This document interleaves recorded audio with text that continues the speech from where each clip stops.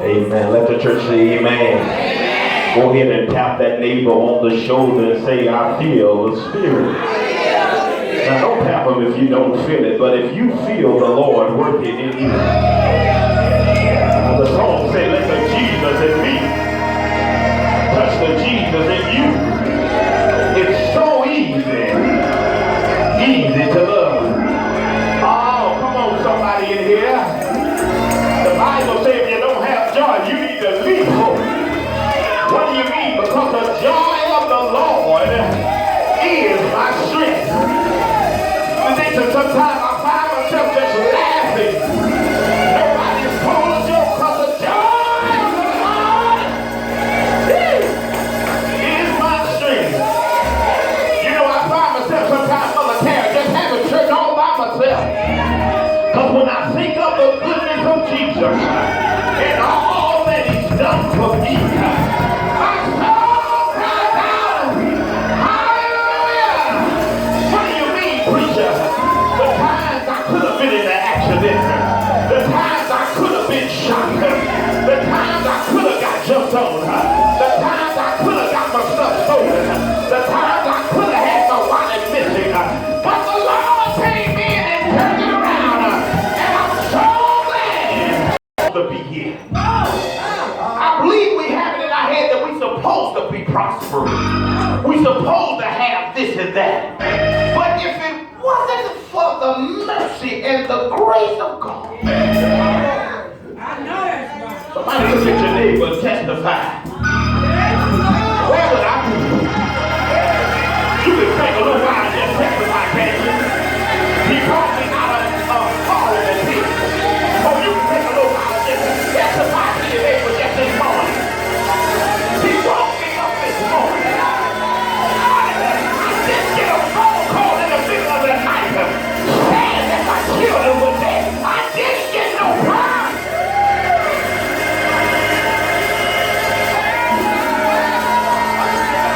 Nobody called me and said, collect call from this Department of Correction at my child.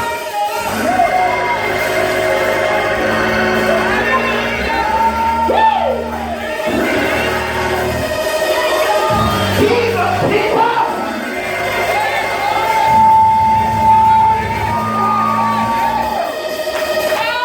I wish I had a witness in this house. Jesus, people! They just call me and say you don't have to come in. We find you. This is your last day, but I'm able to go to work and have some type of financial status. God is good. I believe we come to church thinking God owes us something. But brother Steve, every time I wake up in the morning, I tell him, thank you, Lord. Somebody say, mercy. Need your mercy, Lord.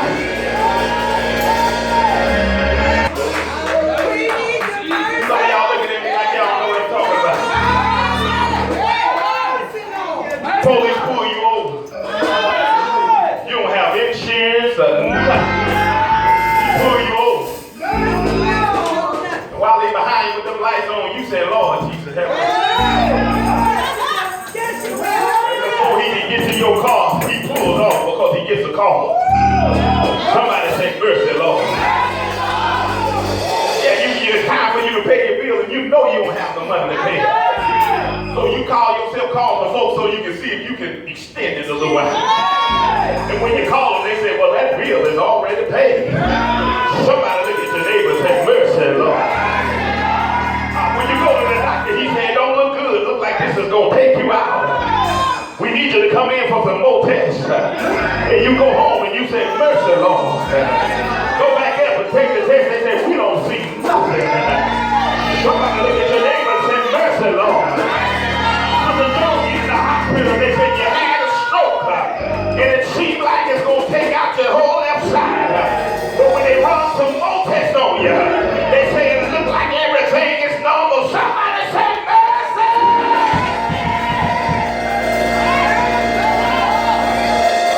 That's what happened in Paris. They interview you for the position. And they say you got to have this much college, and you got to have a master's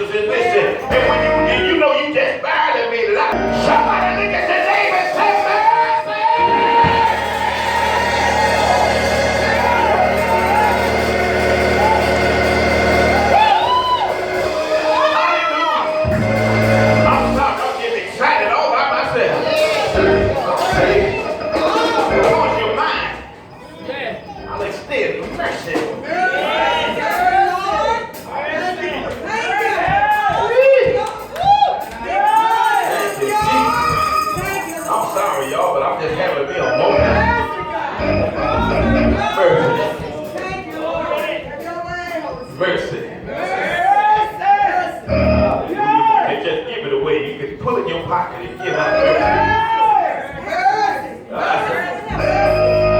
Somebody look at your neighbor and say, God does have mercy on his children. It's good to be in the house of the Lord once again, for this is the day that the Lord has made. I will rejoice and be glad in it. Thank God for these men of God and their wives.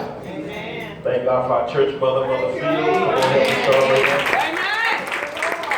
And I thank God for a pretty, refreshing boost of air. She clears my nostrils. And she makes me smile. Come on, help me celebrate Sister Kelly.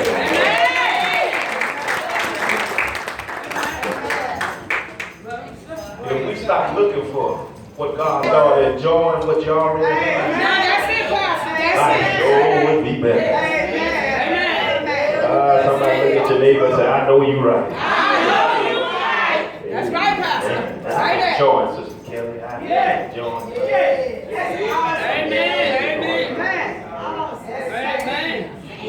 She's a blessing. Amen. Hallelujah. I do want to stand and say that on this evening, amen, Minister Katie is going to be speaking at Mount Sinai this evening at 5.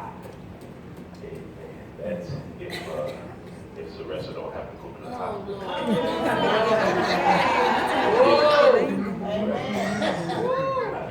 But if she make it through the night, amen, he's going to be speaking at Mount Sinai. They have a program. Amen. Several speakers for 7 minutes. Amen. So if you say, well, go home and there's not much to do, come on out. And let's support this young man, amen. He really works hard. He's one of the few brothers that I can really count on. I know that he's going to be able to do it. Let's go and support him this evening. Amen. And if something happens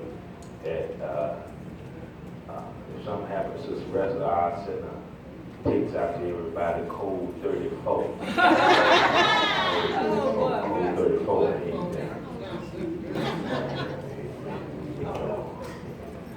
What's the code number? 34. Code 34. Right. So we're all in agreement there. We're thankful for what the Lord is doing. I don't know about you, but I see so much growth in our church. Amen. People say, man, I want my church to bust from the scenes. I said, I don't want my church to really have to bust from the scenes. I want my church to grow. I want the people that's here to be affected. That's life. Style and change. They will get a deeper relationship with God. Maybe that growth will come. What does the Bible say about this and that? Amen. And while I'm standing, amen, the first and third Tuesday starting in September, the first, no, I take that back. Amen. The Tuesday, starting the first Tuesday in September. Tuesday. Somebody say Tuesday. Tuesday. Not the first and third Tuesday. So if we come this Tuesday, we're going to come next Tuesday, the Tuesday after that, the Tuesday after that. We're going to start our in-depth Bible study. Amen. I had Minister Katie to put it on the calendar. Amen. Tuesday. Somebody say Tuesday. Tuesday.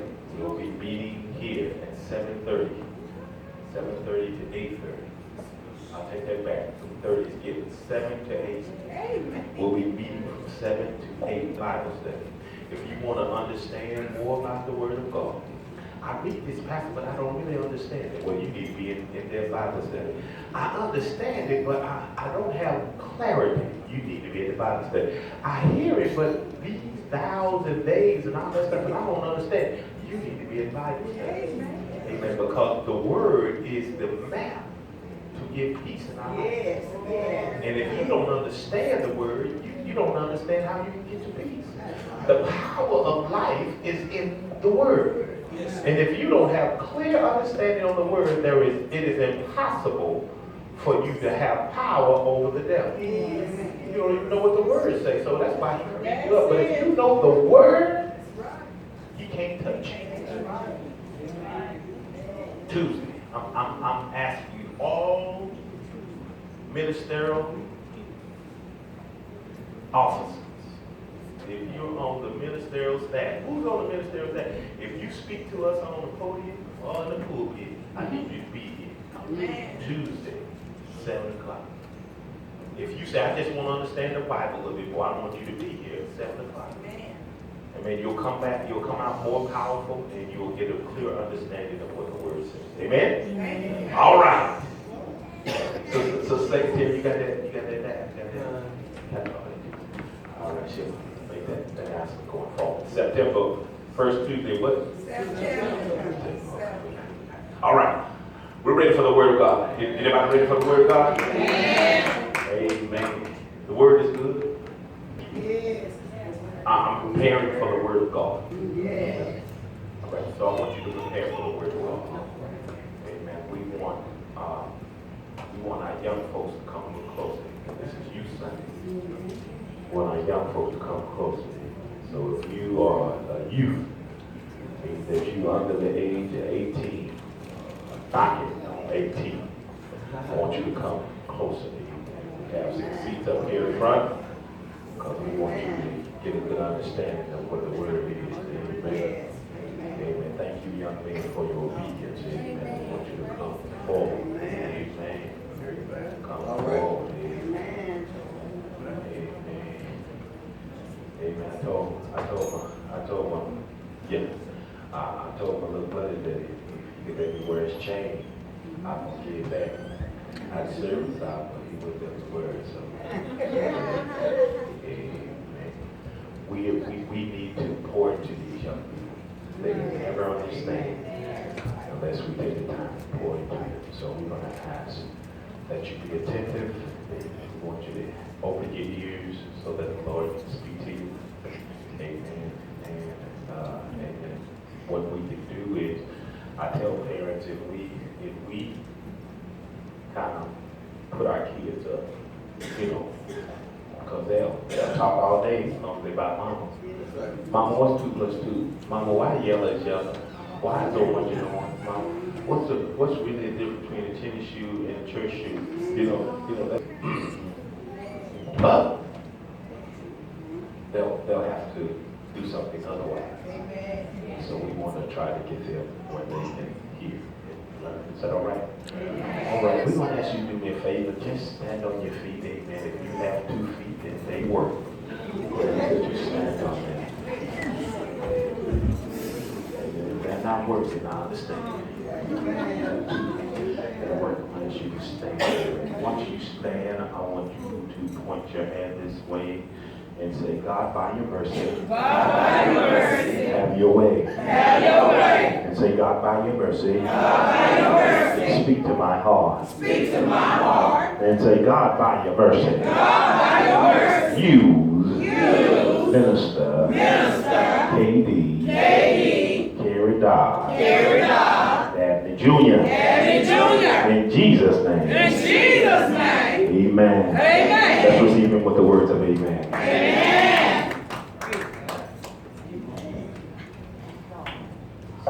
Let us bow our heads. Father God, when you come to say thank you. Thank you for this time and this opportunity. Thank you for this season, oh God. We praise you even now for what you have done, what you're going to do, what you're doing right now, God. Thank you, God. God, we have the record, God. We do believe you today. We do praise you today, oh God. We ask, God, that you speak in me and speak through me. God, I am your preacher. I have nothing to say unless you fill my mouth with what to say. Lord, breathe into me, oh God. God, that I may make a sound. We want to take time and give honor to God, to our pastor and our first lady. Come on, let's give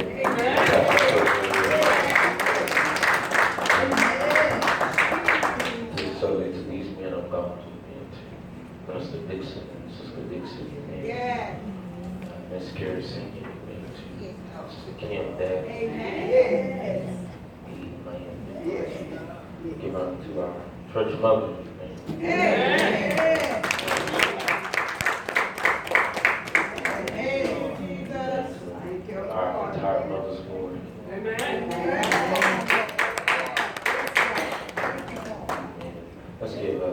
Cadence and Sister Gianna.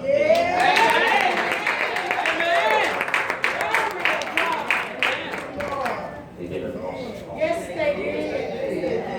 I appreciate their efforts and appreciate the things that they do. Amen. And do not count that small because everybody do what they need to do. Some will come up in the crowd, but they stood and they sung their song. Amen. Come on, let's give them another hand.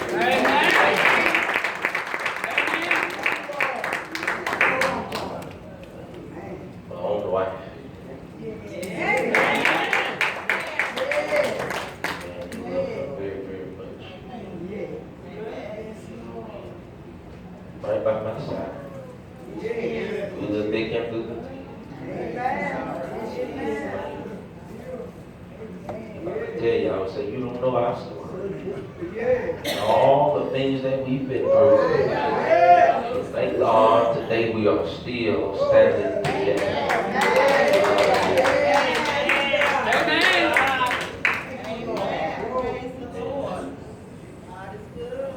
My son here the third. He keeps us pretty busy. Elijah, who's on his way. Praying for his safe arrival. Amen. Who won't be before you long? Those you have your Bibles, I'm asking that you would turn with me to the book of Jeremiah. Jeremiah, the 20th chapter. Jeremiah 20.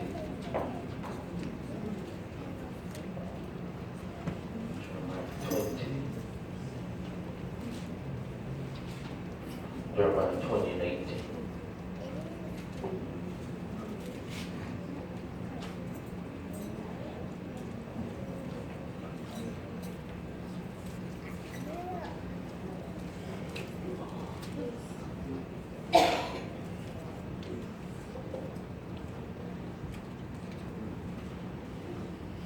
Well, you have to say, I received this word. I received this word. And if you don't have it, say, hold up. Amen. Good. All right, I'll be reading from the God's Word translation. This one verse, Jeremiah 20 and 18. It says, why did I come out of the womb? All I've seen is trouble and grief. I will finish my days in shame. May God have blessed readers, hearers, and doers of His holy word. We've all heard of favor ain't fair. But help me announce my text to somebody this morning. Say faithfulness. Faithfulness ain't fair. Faithfulness ain't fair. Jeremiah, who names mean exalted of Jehovah. All right. He was the second rank. This was the second rank of the book of the Old Testament. They call this one of the most intensive and strongest books of the Old Testament. He was sensitive in nature and mind, and he was a calm person. Boldly and courageously declare the message of God. In Jeremiah's day, Israel, the northern kingdom, had got into captivity. And the enemies were against him. Not only that, in that time, people started to spring up these new gods. In other words, they didn't want to serve God anymore. They wanted to do whatever they wanted to do. Jeremiah gets the name weeping prophet because he begins to weep about the condition of his people. He had a burden on him about the sinful nature that they had. But it was Jeremiah's responsibility to get the word out on what God said. He had to stand flat-footed. He had to make his face like a flint, make his heart of steel, and say what God wanted him to say. Sad to say, especially in the life of a young person, it's hard for us to speak holiness. It's hard for us to speak what is right. It is hard for us to speak what God has given us because of the day that we live in. And if we do not boldly declare it, we're going to be in trouble. It's hard really not to fit in with the crowd this day because everybody is doing it. The scary part about it is not only is everybody doing it, but the church is doing it too. Soon as the world get a fashion, the church tries to adopt that fashion. And I really don't know if the church understands what they are doing. I posted an article not too long ago, maybe a few days ago, on why young people leave the church. This article was saying that the church tries to fit in so much with the world and show that Christianity is so cool that young folks don't know the difference between the world and the church. Let me walk down y'all road. When we see Holy Diva on these shirts, do we really know what diva is? Does holiness really go with the diva? That's just a question. You can answer it later. I just had that question because there are some things that are sneaking into the church. And us, even as young people, we have to stand and say, we're not going to do that. We're going to do what God has called us to do. Sad thing about it is sometimes as young people, it's not easy because not only do we have other young people looking at us or other peers looking at us, we also have the older people looking at us or the seasoned people looking at us. And if they look at us and we decide not to do what they want to do, sometimes we get in trouble. Because it's not us that sometimes bring things into the church and bring things into this life. It's some of the seasoned saints who has went back on what God has asked. The scary thing about it is, yes, we have some young people that are disrespectful. Yes, we have some young people that are out of line. Yes, we have all of this stuff. But I beg the question, who taught us? Whose responsibility is it to get us back in line to where we need to be? We go on with my sermon. What do you mean? But we find that our young people really want to do what God wants them to do, but they have so many hindrances in their lives, even in the church. Jeremiah, because he found this day so hard to proclaim the word of the Lord, he found his ministry could become his misery. Yes, sir. Yes, sir. Most of us, if not all of us, have experienced some change in our lives that are unwelcome. Yes. The truth of the matter is that sometimes we have some stuff that we loved have now become the stuff that we want to throw away. You said, y'all said y'all were going to be together forever. But now all y'all want to do is be at each other's throat. Yes, we all have experienced some unfairness in this room. You know you were the faithful one in the relationship, but you got cheated on. You got married and thought of the white picket fence. And now the white picket fence has become an iron gate of prison. All you want to do, you did right on the job, but they still laid you off with everybody else. You were the one that came in and tried to make sure everything was right, but somebody still blamed you for something that went wrong. Now I won't get deep on it today, but really understand that there's some unfairness that happens in our lives. Dealing with unfair things can make you become a different person. Where you used to be guarded, where you used to be unguarded, now you become guarded. You used to be more welcoming. You used to be more trusting of everybody. But because of unfair situations, you have now become in a self-reliance mode. You have become to a person who says, I don't trust anybody. I can't let nobody get close to me because I have dealt with some unfair things. Sometimes you might just want to say, I just want to give up. Many times in those moments, you cannot see where anybody understands you. All you can see is trouble on every side. All you can see is sorrow everywhere. And every time you do your best to crawl out of the hole, you find yourself deeper and deeper in the wrong position. I want to talk to somebody today that the church lied to you. They said that once you get in the church, and once you get in ministry, once you do this and do that, that life was going to be hunky-dory. I want to talk to you today that says, I've been skipped over. I've been messed over. I've had some unfair situations. I've been wounded. I've been hurt. I want to talk to you, the one that said, I quit because I don't understand what's going on. The one that's waiting but still needs a word. I want to talk to the one, not the one that needs the house, the car, the money, the healing, and the dog. But I want to talk to the one that says, I just need a word from the Lord. Jeremiah was in one of those states where he said, all I want to do now is die. I don't know why I came out the womb. All I see is sorrow. Is this really fair? What happened? Jeremiah got locked up in prison. They put some restraints on him. They put him in there and dared him to say the word of the Lord. Locked him up so.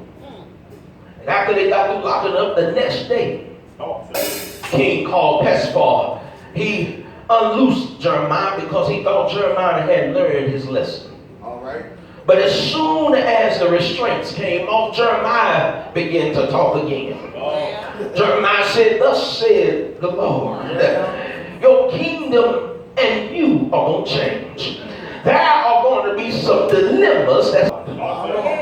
But even after Jeremiah went and said all of this stuff to the king, Jeremiah had to then deal with himself. Let me pause here. After we get through working the work of the Lord, we still have to deal with our own situations. Jeremiah begins his complaint.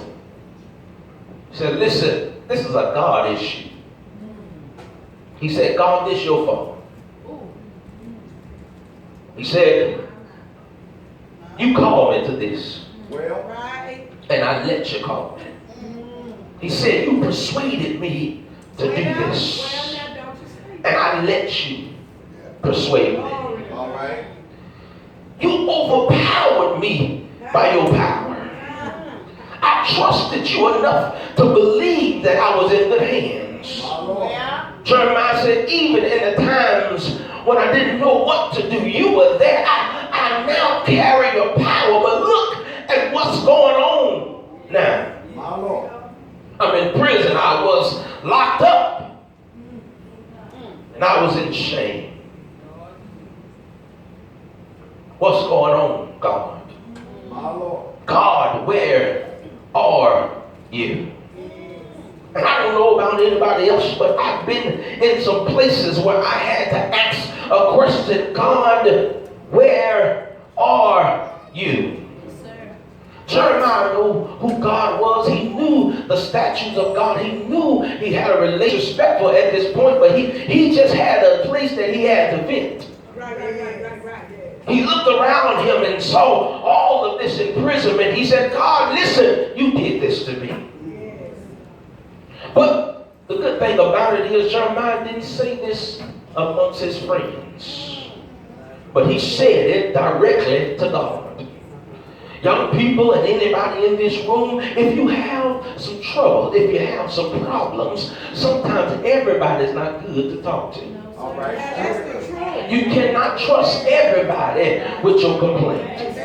You can't trust everybody with your venting. But I guarantee if you go to God, God is somebody who can do something about it. Yes, he is. Matter of fact, Jeremiah said, I'm sick of this. Well, He said, for all of my good, I only get bad in return. Felt like he was at his weakest point.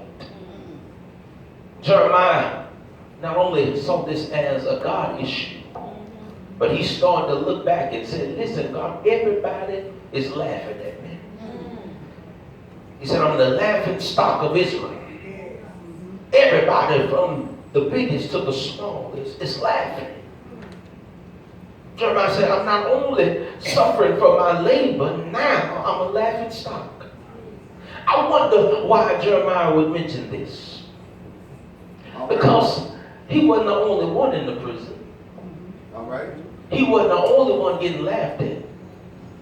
So why did he feel and say that it was him that's being laughed at? It's because when you are in some unfair situations and when your mind can conceive unfair situations, you really believe that you're the only one that's going through this. You begin to feel as if you are isolated from everybody else. You know what that is? That's a trick of the enemy.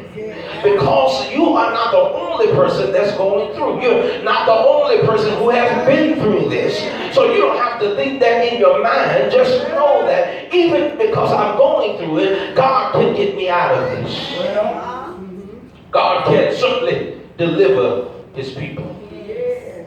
Jeremiah preached, he prayed, he prophesied, hoping that the people would turn away from their sins. And instead of them turning away from their sins, they begin to laugh at him. All right. Not only did they laugh, but Jeremiah saw his office as nothing. He was the prophet of Israel.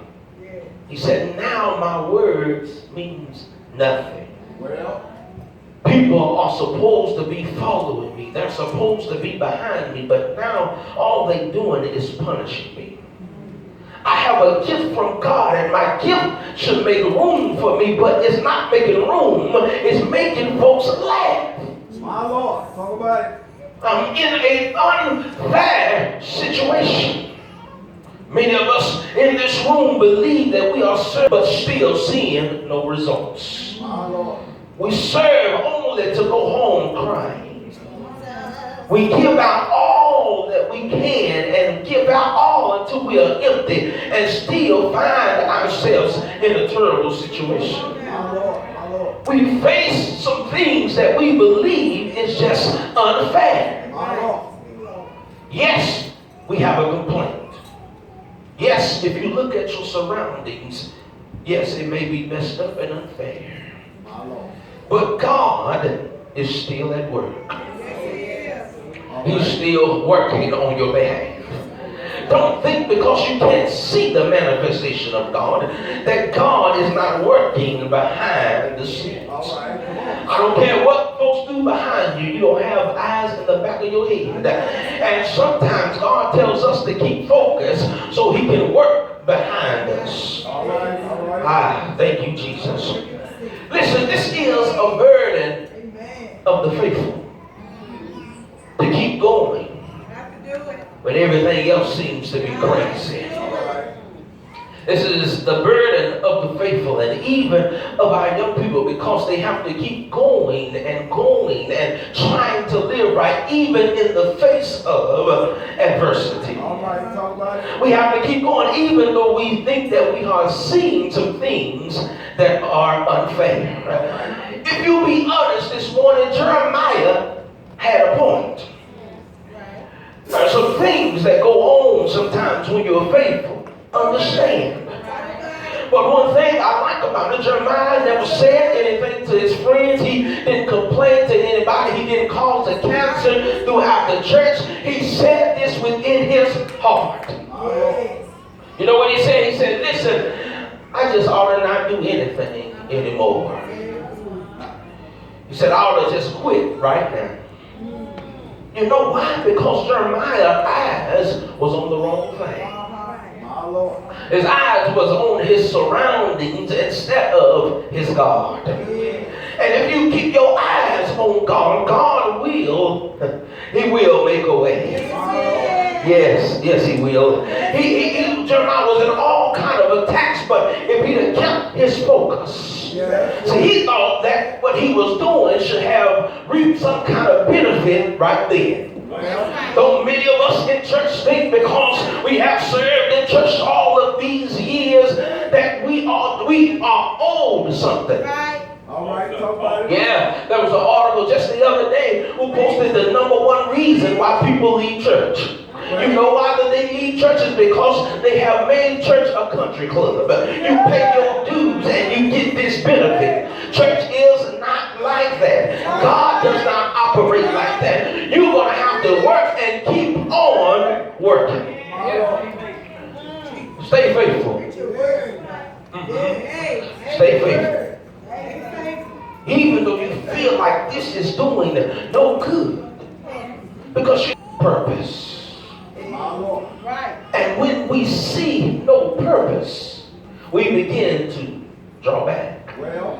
Or when we see no result, we begin to draw back. Don't mean that you are immature. Does not mean that you are a baby. It just simply means that sometimes we get a little frustrated. Oh, I don't hear nobody talking. I see you frustrated. I'm just having a frustrated. You know how you get frustrated. You got to step back. When you're frustrated, you start seeing everything. You know, they ain't doing so and so and so and so. And you ain't doing so and so and so. I don't know why we go to the church, but they ain't doing so and so and so and so. Because you are in a frustrating moment. You really believe that there's no purpose anymore. It's not about what you're holding. It's about how long you're holding it. You've been in an unfair situation for a long time. You start to think something is wrong. You begin to examine yourself. So what did I do? Why is all of this bad stuff happening to me? Let me give you a bit of advice. The way things work, sometimes bad things happen to good people. And sometimes good things happen to bad people. But you cannot give up based on what you are going through. You have to just keep on trucking. You have to keep on going. And I understand where you are. I understand where you have been. You've been in the place where God, I don't care about anything else, but can you at least tell me I'm on the right track? I don't want no house. I don't want no car. I don't need no more kids. I don't want no dog. I don't want no Lexus. I just want to know, am I on the right track? If where I'm going and the steps I'm taking only get me in bad stuff, God, you got to tell me, am I on the right track? I'm not concerned about anything else. I'm concerned about relationship. I just want you to confirm, God, that you're still with me. Do I still serve a purpose, or should I have never been born? Lord, help me in here. Jeremiah, this was not the first time he complained. Matter of fact, it's the 5th time he complained. And it was not the last time he complained. Jeremiah was at a crossroad. He said, what am I going to do now? This is a temptation that comes upon ministers and preachers and laymen and folks who are faithful, folks who are here when the third church doors open. That it's a temptation to look at their surroundings when they start to zoom in on what's going on in their life. But I come to tell somebody, don't you give up quite yet. I know some deep folks in here say, well, I have strength from the Lord all the time. I'm always in the spirit. I don't ever feel tired. I don't ever get frustrated. That's good. That's good for you. But there are some people in this room that says, what are my accolades? God, can I please get a word? There are some people that said, Lord, do you see what I'm doing? Because it looks like everybody else getting blessed and I'm all in the mess. Can you tell me, do you see me? Jeremiah gets to this defining moment. Yes. Well, my brothers and sisters, friends and family, my enemies and my haters, in ministry and serving God and living a sanctified life, we will come to a defining moment. Yes. We will see whether all the hours we spent in church was really worth it. We will come to a place where we will be tested on what we have actually learned while we are in service. We will come to a place where money does not matter, but all the time we spent in prayer, was it really worth it? Our defining moment is coming and we must make a decision. Do I keep going or do I stop? Talk about it. Because all the hands I've shaken, is it really worth it? Tell you what Jeremiah said. Jeremiah said, I got a simple solution for all of this unfairness that I'm experiencing. I won't make mention of God's name anymore. I won't speak another word.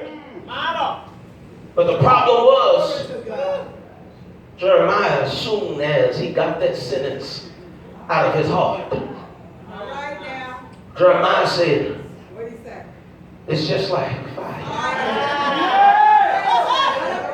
Shut up in my bones. He said, I try to hold it. He said, but I can't. See, if it was burning Jeremiah's clothes, he could have just simply taken them off. If it was burning his skin, he could have simply stopped, dropped, and rolled. If it was in his tonsils, he could have went to the doctor and got his tonsils removed. But Jeremiah said, it's somewhere I just can't reach it. It's somewhere I can't do anything about. It's all the way in my bones. I tried to shut my mouth, but it hurt me so bad. I tried to stop. I tried to even stop going to church, but it hurt me so bad. I tried to stop coming, but it hurt me so bad. I tried to stop serving, but it just hurt me so bad. Let me finish here. The reason faithfulness ain't fair. See, because the unfaithful don't have any connections. They get to quit whenever they want to quit. They get to walk out whenever they get ready to walk out. But the one thing that makes faithfulness unfair is the fact that when I wanted to quit, I just couldn't quit. I wanted to stop, but I just couldn't stop. I wanted to throw in the towel, but the towel wouldn't just come out of my hand. That's the only thing that makes faithfulness unfair. Is because when I wanted to stop, something still got a hold of me. Something still kept pushing me, telling me to go ahead. See, I wanted to give up. I wanted to go away. I wanted to quit. But there was something down inside of me telling me to go ahead.